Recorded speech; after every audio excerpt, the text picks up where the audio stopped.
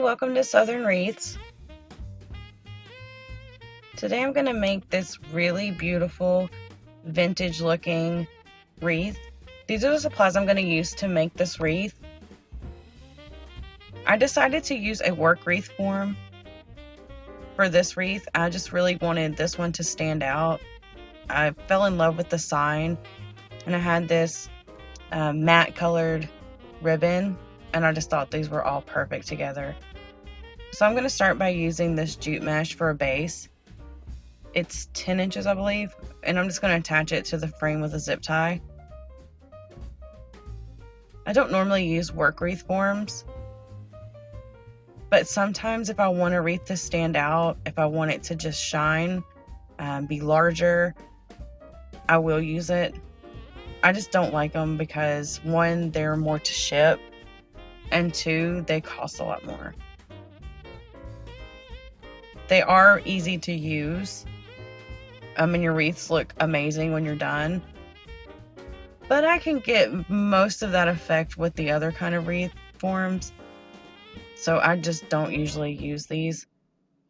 So I'm doing about 10-inch poofs. No, 12-inch. I'm sorry. I'm doing 12-inch poofs. I knew that because I'm using my mat underneath.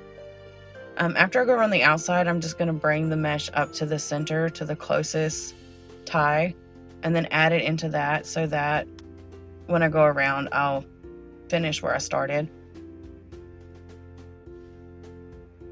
For this particular wreath, I really loved these white branch ties that look like, the pine branches.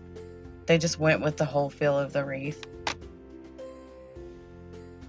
And see, now I'm opening the first tie that I added the mesh to and adding my last poof. And I'm only twisting once. And I'll attach the excess to the wire base and trim away the excess. And now I'm cutting this green and red mesh at 15 inches. And I just stack them on top of each other to make my life easier. 20 inches. Sorry. I'm all off today. And I am going to ruffle these on top of the poofs. And this mesh didn't fray a whole lot.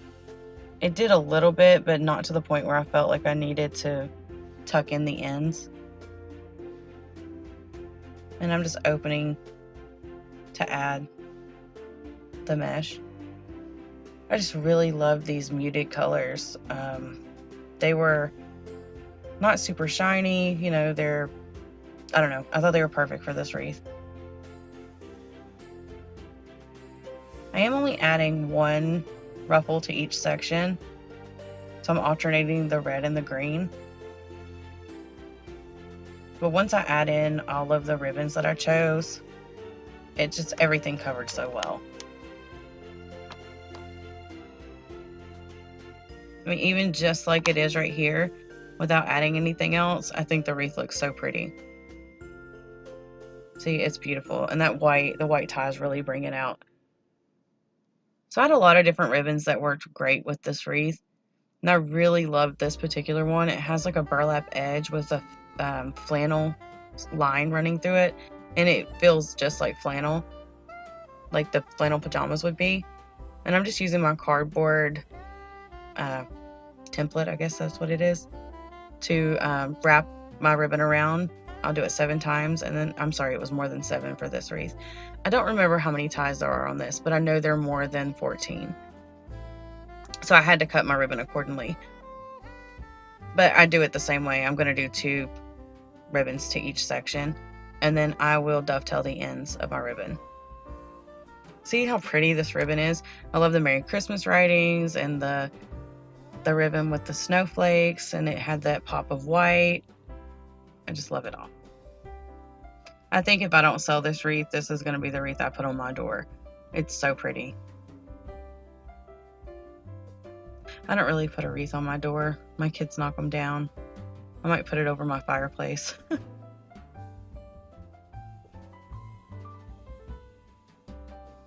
So I added the ribbon on top of the tie. I didn't open it. And now I'm going to show you 2 different ways you can do the tinsel ties, or whatever they're called. You can curl them and leave them prominent like this where you can see them very well, or you can tuck them under, which is what I end up doing. You can still see them, but they're not as, hey, look at me. They just kind of blend in with everything.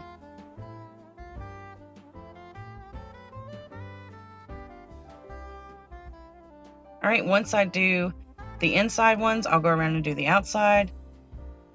I like to fluff my ribbon where it's not going to overlap with each other from like the inside and the outside, just so you don't lose any of the ribbon. So on the inside ones, I will fluff towards the center, and on the outside, I'll fluff towards the outside. I hope that makes sense. Like you can see it right here where these inside ribbons are toward like facing that way, and the outside ones are more to the sides. So I hadn't added my sign yet, but I knew I wanted to put it somewhere either in the center or the bottom. So I was just sticking it there to see what my picks would look like. And I got these picks at Dollar Tree. They're like having some really pretty stuff this year. I was kind of blown away with these.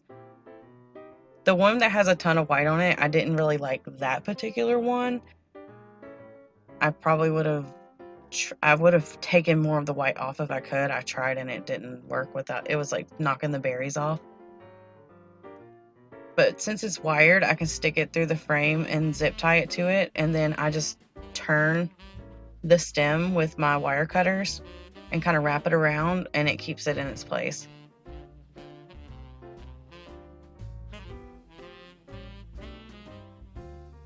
I thought these went well with it. They brought in a different texture, and they were the perfect colors. I think they were the perfect size too.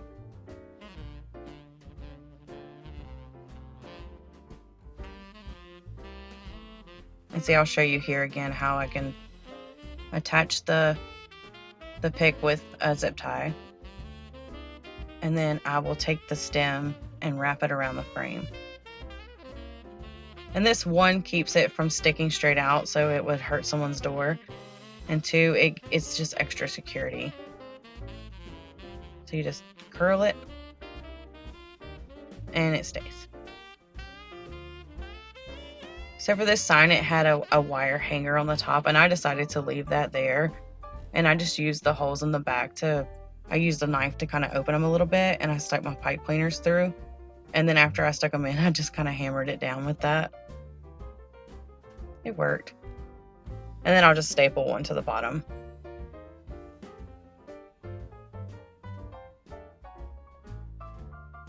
And since I'm adding it to the center, the two top pipe cleaners are super easy to add to the wreath.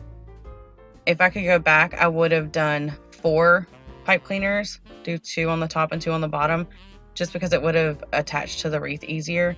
But I'll show you what I do in just a second to fix that.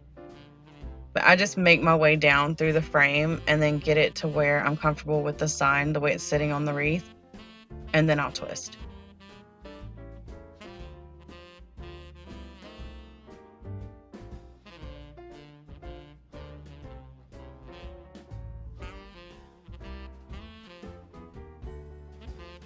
Okay, so I hadn't had the bottom one attached yet, and it's because they wouldn't reach. So I'm just going to add a pipe cleaner to the end of it. If you had put the ties on the 2 edges, you wouldn't have had this issue.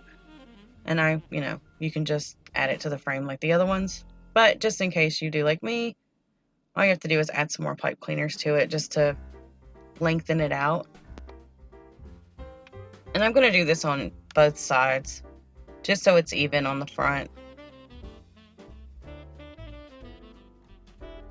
And I'm really twisting those pipe cleaners together so they don't pop apart. Which with having the 2 at the top, it's not, the chances of it coming undone are really slim. But sometimes when they're not attached to the bottom and the top, they tend to want to stick out at an angle. But that's it. That's how I made my Winter Wonderland wreath. If you have any questions, please leave them in the comments below, or you can always email me at craftingwithlee@yahoo.com. Thank you so much for watching, and if y'all learned anything or if you like my videos, please like, share, and subscribe. Thank you.